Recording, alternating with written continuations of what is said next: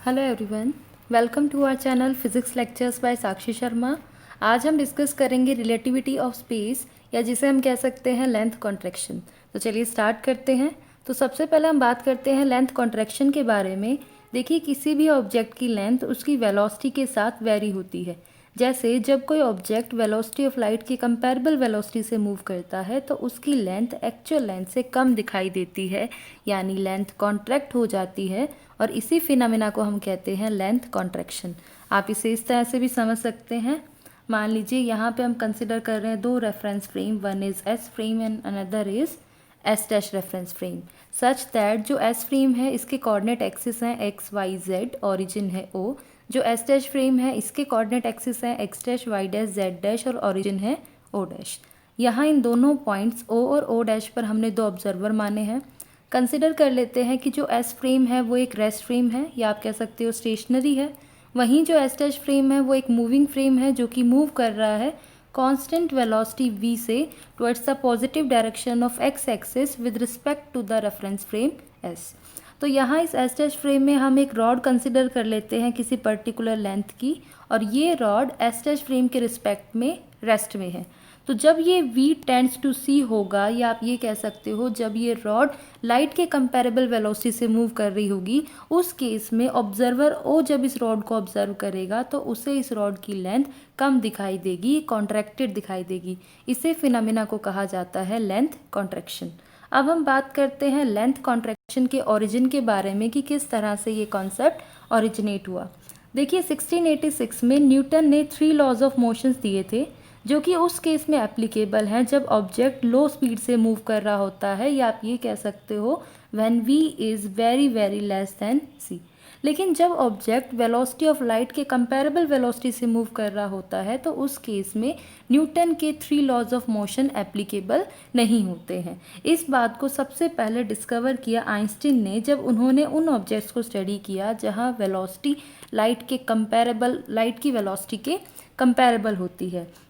और उन्होंने ऑब्जर्व किया कि जब v टेंड्स टू c होता है तब न्यूटन के लॉज ऑफ मोशन एप्लीकेबल नहीं होते हैं। इसके बाद उन्होंने Einstein special theory of relativity के दो पोस्टुलेट्स प्रपोज किए, जिसमें जो फर्स्ट पोस्टुलेट है वो ये कहता है कि फिजिक्स के लॉज यूनिवर्सल हैं। इट मीन्स फिजिक्स के लॉज हर जगह सेम होते हैं, हर इनर्शियल फ्रेम के रिस्पेक्ट में सेम होते हैं। सेकेंड पोस्टुलेट के अकॉर्डिंग लाइट की वेलोसिटी सभी डायरेक्शंस में, सभी इनर्शियल फ्रेम ऑफ रेफरेंस में सेम रहती है, कांस्टेंट रहती है। तो यहाँ पे हम कह सकते हैं कि थ्योरी ऑफ रिलेटिविटी के अकॉर्डिंग लेंथ या स्पेस एब्सोल्यूट नहीं होते हैं बल्कि वेरिएंट होते हैं। किसी भी ऑब्जेक्ट की जो लेंथ है वो different inertial frame of reference के रिस्पेक्ट में डिफरेंट होती है। यहाँ पे हम मान लेते हैं कि एल नॉट किसी ऑब्जेक्ट की लेंथ है। जैसे यहाँ पे हम रॉड कंसिडर कर रहे हैं, तो यहाँ हम कह सकते हैं कि एल नॉट किसी रॉड की लेंथ है जब वो रॉड उस रेफरेंस फ्रेम एस डैश के ऑब्जर्वर के रिस्पेक्ट में रेस्ट में होती है। लेकिन जब वो रॉड मूव कर रही होगी with the velocity of light, तो सेम ऑब्जर्वर के रिस्पेक्ट में ही उसकी लेंथ हो जाएगी L is equals to L naught into में under root of 1 minus we square by C square. तो यहाँ पे v लेस देन c है, तो क्लियरली हम कह सकते हैं L is less than L not. तो यहाँ हम कह सकते हैं कि जब भी कोई ऑब्जेक्ट वेलोसिटी ऑफ लाइट के कंपैरेबल वेलोसिटी से मूव कर रहा होता है तो उस केस में उस ऑब्जेक्ट की लेंथ कॉन्ट्रैक्ट हो जाती है, कम हो जाती है बाय फैक्टर दिस। और ये फैक्टर क्या है? Under root of 1 minus we square by C square. यहाँ पे जो c है वो है velocity of light, L naught है प्रॉपर लेंथ और l है कॉन्ट्रैक्टेड लेंथ। तो सबसे पहले हम बात करते हैं प्रॉपर लेंथ के बारे में। देखिए, प्रॉपर लेंथ का मतलब ये है कि जब कोई ऑब्जर्वर किसी ऑब्जेक्ट के रिस्पेक्ट में रेस्ट में होता है तब वो जो लेंथ मेजर करता है उस ऑब्जेक्ट की किसी गिवन रेफरेंस फ्रेम में, उसी लेंथ को कहा जाता है प्रॉपर लेंथ। आप इसे इस तरह से भी समझ सकते हैं कि प्रॉपर लेंथ का मतलब होता है एक्चुअल लेंथ या ओरिजिनल लेंथ, यानी जो लेंथ एक्चुअल में दिखाई देती है उस ऑब्जर्वर को जो उसी रेफरेंस फ्रेम में है जिसमें कि ऑब्जेक्ट है। और वो उसी रेफरेंस फ्रेम में जब ऑब्जेक्ट को देखता है तो उस समय जो वो ऑब्जेक्ट की लेंथ को ऑब्जर्व करता है, मेज़र करता है, उसी को कहते हैं प्रॉपर लेंथ। एग्जाम्पल के लिए अगर मान लेते हैं रॉड एस डैश फ्रेम में लाई करती है और एस डैश फ्रेम के रिस्पेक्ट में वो रॉड रेस्ट में है, तो एस डैश फ्रेम का जो ऑब्जर्वर ओ डैश है वो जो उस रॉड की लेंथ को मेजर करेगा, ऑब्जर्व करेगा, उसी लेंथ को कहा जाएगा प्रॉपर लेंथ। अब हम बात करते हैं लेंथ कॉन्ट्रैक्शन के बारे में। तो सबसे पहले हम ये देखते हैं कि कॉन्ट्रैक्शन का मतलब क्या होता है। देखिए, कॉन्ट्रैक्शन का मतलब होता है कम हो जाना, छोटा हो जाना, और लेंथ कॉन्ट्रैक्शन का मतलब ये है कि लेंथ का कम हो जाना या लेंथ का छोटा हो जाना। तो देखिए, जब कोई रॉड बहुत हाई वेलोसिटी से मूव कर रही होती है, आप कह सकते हो वेलोसिटी ऑफ लाइट के कंपेरेबल वेलोसिटी से जब मूव कर रही होती है किसी रेस्ट फ्रेम एस के ऑब्जर्वर के रिस्पेक्ट में, और वो ऑब्जर्वर ओ उस रॉड को देख रहा है जो कि मोशन में है, तो उस कंडीशन में उसे रॉड की लेंथ छोटी या कॉन्ट्रैक्टेड नज़र आती है। इसी फिनोमेना को कहा जाता है लेंथ कॉन्ट्रैक्शन। और वो जो कॉन्ट्रैक्टेड लेंथ है उसे हम कैलकुलेट कर सकते हैं using this formula L is equals to L naught into में √1 minus we square by C square. यहाँ पे जो L है वो कॉन्ट्रैक्टेड लेंथ है और L नॉट यहाँ पे है प्रॉपर लेंथ। आप इसे इस तरह भी समझ सकते हैं कि जब कोई ऑब्जेक्ट काफ़ी हाई वेलोसिटी से मूव कर रहा होता है, या आप कह सकते हो वेलोसिटी ऑफ लाइट के कंपेरेबल वेलोसिटी से जब मूव कर रहा होता है with respect to an observer of rest frame, तब उसकी उस ऑब्जेक्ट की लेंथ छोटी नज़र आती है, कॉन्ट्रैक्टेड नज़र आती है। इसे फिनोमेना को कहा जाता है लेंथ कॉन्ट्रैक्शन। और ये जो कॉन्ट्रैक्शन आता है ये उसी डायरेक्शन में आता है जिस डायरेक्शन में वो ऑब्जेक्ट मूव कर रहा होता है, और उसके मोशन के परपेंडिकुलर डायरेक्शन में कोई भी चेंज नहीं आता है। एग्जाम्पल के लिए मान लेते हैं कि अगर ऑब्जेक्ट एक्स डायरेक्शन में मूव कर रहा है with the velocity comparable to the velocity of light, तो एक्स एक्सिस के अलोंग ही उसमें कॉन्ट्रैक्शन शो होगा, जबकि वाई और जेड एक्सिस के अलोंग कोई भी चेंज नहीं आएगा। अब ये जो लेंथ कॉन्ट्रैक्शन का फॉर्मूला है इसे हम डिराइव कर सकते हैं with the help of Lorentz transformation. तो अब हम बात करते हैं about the derivation of length contraction. तो यहाँ हम कंसिडर करेंगे एक frame of reference S dash, जो कि एक मूविंग फ्रेम है और वो मूव कर रहा है कांस्टेंट वेलोसिटी v से towards the positive direction of x axis with respect to the reference frame s। और जो यहाँ पे s फ्रेम है वो रेस्ट में है और s डैश अभी हमने देखा मूविंग फ्रेम है। फर्दर एक हम सपोज करेंगे कि जो रॉड है वो एस डैश फ्रेम के अंदर लाई कर रही है parallel to the x dash axis. मान लेते हैं एस डैश फ्रेम के रिस्पेक्ट में उस रॉड की लेंथ है एल नॉट, और ये जो रॉड है ये एस डैश फ्रेम के रिस्पेक्ट में रेस्ट में है। तो क्योंकि ये जो मोशन हो रहा है ये एक्स एक्सिस के अलोंग हो रहा है, इसका मतलब वाई और जेड एक्सिस के अलोंग तो कोई भी मोशन नहीं हो रहा। तो यहाँ पे हमें लेंथ L कैलकुलेट करनी है with respect to the observer O in the reference frame S। यानी ये जो L लेंथ है ये लेंथ है उस रॉड की with respect to S frame. तो यहाँ पे हम मान लेते हैं कि S डैश फ्रेम के रिस्पेक्ट में उस रॉड के जो एंड्स के कोऑर्डिनेट्स हैं वो है x1 डैश और x2 डैश। जैसे मान लेते हैं ये एक S डैश फ्रेम है, यहाँ पे एक रॉड है, तो इसके जो दोनों एंड्स के जो कोऑर्डिनेट्स हैं वो एक है x1 डैश और दूसरा है x2 डैश। तो यहाँ से अगर आप इस रॉड की लेंथ की बात करोगे with respect to S dash frame तो वो आ जाएगी x2 dash minus x1 dash. और अभी हमने देखा था कि S डैश फ्रेम के रिस्पेक्ट में जो उस ऑब्जेक्ट की लेंथ है वो प्रॉपर लेंथ L नॉट है। It means L naught is equals to x2 dash minus x1 dash. ये इस जो रॉड है इसकी लेंथ आ जाएगी with respect to S dash frame. आप इस डायग्राम में भी देख सकते हो कि जैसे ये एस डैश फ्रेम है, इसके अंदर ये रॉड लाई कर रही है parallel to the x dash axis.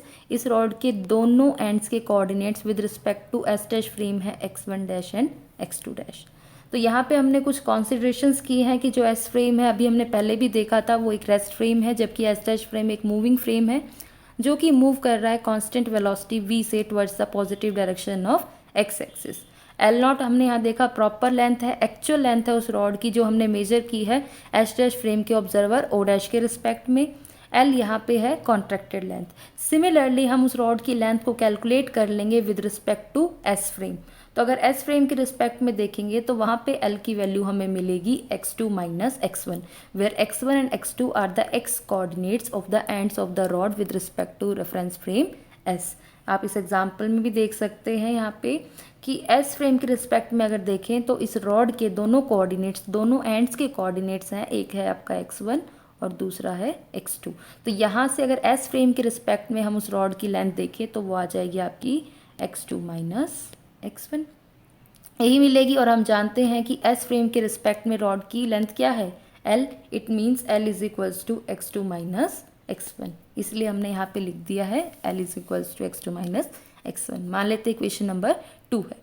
तो अब हम यहाँ पे यूज़ करेंगे लॉरेंस ट्रांसफॉर्मेशन का। देखिए लॉरेंस ट्रांसफॉर्मेशन के according x dash is equals to x minus v t upon under root of 1 minus we square by C square. तो हमें x डैश की वैल्यू मालूम है, तो इससे हम x1 डैश और x2 डैश की वैल्यू को कैलकुलेट कर सकते हैं। जस्ट x की जगह x1 पुट करेंगे और एक बार x की जगह x2 पुट करेंगे। अब ये x1 डैश और x2 डैश की वैल्यू हम सब्सटीट्यूट करेंगे इक्वेशन नंबर फर्स्ट के अंदर। इक्वेशन नंबर फर्स्ट के according L naught is equals to x2 dash minus x1 dash. तो यहाँ पे हमने सब्सटीट्यूट कर दी वैल्यू, तो ये हमने x2 डैश की वैल्यू पुट कर दी, ये हमने x1 डैश की वैल्यू पुट कर दी। आप यहाँ पे एलसीएम लेंगे under root of 1 minus we square by C square. तो यहाँ से हम देखेंगे ये वैल्यू मिलेगी, यहाँ पे वी टी से वी टी कैंसिल, हमें ये वैल्यू मिल जाएगी। अब इक्वेशन नंबर 2 को अगर हम देखें तो उससे x2 माइनस x1 की वैल्यू क्या है, L है। तो यहाँ पे हम बोल सकते हैं L naught is equals to L upon में under root of 1 minus we square by C square. और अगर आप इसको क्रॉस मल्टीप्लाई करोगे तो यहाँ पे हो सकता है L is equals to L naught under root of 1 minus we square by C square, जो कि हमारा रिक्वायर्ड रिजल्ट है। तो इसे हम बोल सकते हैं कि जो रिलेशन अभी आया है L is equals to L naught into में under root of 1 minus we square by C square, इसे हम कह सकते हैं लॉरेंस फिट्जराल्ड कॉन्ट्रैक्शन। यहाँ पे जो L नॉट है वो प्रॉपर लेंथ है और L यहाँ पे कॉन्ट्रैक्टेड लेंथ है। यहाँ से हम बोल सकते हैं कि L is very very less then L not. ये जो कॉन्ट्रैक्शन हो रहा है ये उसी डायरेक्शन में होगा जिस डायरेक्शन में वो ऑब्जेक्ट मोशन कर रहा है, जबकि उसके मोशन के परपेंडिकुलर डायरेक्शन के अलॉन्ग कोई भी कॉन्ट्रैक्शन नहीं आएगा। एग्जाम्पल के लिए अगर आप एक मूविंग स्फेयर को कंसिडर करते हो तो वो हमें एक एलिप्सॉइड की तरह अपीयर होगा। सिमिलरली एक मूविंग क्यूब जो है वो क्यूबॉइड शेप का अपीयर होता है। तो यहाँ से हम कह सकते हैं कि किसी भी ऑब्जेक्ट की जो ज्योमेट्रिकल शेप होती है वो एब्सोल्यूट नहीं होती है बल्कि रिलेटिव होती है। तो यहाँ आप देख सकते हो कि एक मूविंग स्फेयर जो है वो हमें एलिप्सॉइड की तरह नज़र आ रहा है। तो यहाँ से हम कह सकते हैं कि जब when v is very very less than c, अगर v c से काफ़ी स्मॉल है तो V square by C square negligible हो जाएगा। तो ये जो हमारा रिजल्ट था L is equals to L naught into में under root of 1 minus we square by C square. अब V square by C square ही नेग्लिजिबल हो गया तो यहाँ से L की वैल्यू किसके बराबर आ जाएगी, L नॉट के। इट मीन्स जब ऑर्डिनरी वेलोसिटीज़ होते हैं या आप कह सकते हो जब v काफ़ी छोटा होता है c से, उस केस के अंदर जो ऑब्जेक्ट की लेंथ होती है उसे हम कॉन्स्टेंट कंसिडर कर सकते हैं या कांस्टेंट लेकर चल सकते हैं। तो यहाँ हम बोल सकते हैं कि जो लेंथ कॉन्ट्रैक्शन है ये तभी सिग्निफिकेंट होता है जब वो ऑब्जेक्ट लाइट के कंपेरेबल वेलोसिटी से मूव कर रहा होता है, यानी when v is comparable to c, उस केस के अंदर ये लेंथ कॉन्ट्रैक्शन का कॉन्सेप्ट सिग्निफिकेंट रहता है। तो यहाँ हमने देखा कि L is equals to L naught into में under root of 1 minus we square by C square, ये हमारा लॉरेंस फिट्जराल्ड रिलेशन हमें मिला है। तो इसमें हम 3 कंडीशंस के बारे में डिस्कस करेंगे। तो सबसे पहले हम फर्स्ट कंडीशन की बात करते हैं, when v is very very less than c। अगर v c से काफ़ी स्मॉल है तो it means v by c is very very less then 1। और अगर ये स्मॉल हो गया तो जो हमारा रिलेशन है उससे हम देख सकते हैं L की वैल्यू किसके बराबर आएगी, L नॉट के बराबर। इसका मतलब कोई भी कॉन्ट्रैक्शन नहीं होगा, यानी इस केस के अंदर there is no contraction. Second condition की अगर हम बात करते हैं, when v is equal to c, अगर v c के बराबर हो गया तो जो वो रिलेशन है उसके थ्रू आप देखिए जब v c के बराबर हो गया तो यहाँ 1 बन जाएगा एंड 1 माइनस 1 0, तो लेंथ 0 हो गई। और अगर लेंथ ही 0 हो गई तो इसका मतलब ऑब्जेक्ट डिसअपियर हो जाएगा। तो ये जो कंडीशन है ये नॉट वैलिड कंडीशन है, यानी it is not a valid condition, क्योंकि इसे हम अटेन नहीं कर सकते। कंडीशन थर्ड की अगर हम बात करें, when v is comparable to c, तो इस केस के अंदर जो L है वो लेस देन L नॉट मिलेगा। तो यहाँ हम कह सकते हैं जो L हमारी होगी वो कॉन्ट्रैक्टेड लेंथ होगी और L नॉट यहाँ पे क्या है, proper length. So this is all about length contraction. If you like this video then please like and subscribe, and if you have any doubt, any query regarding this topic, then you can ask freely in the comment section. Thank you.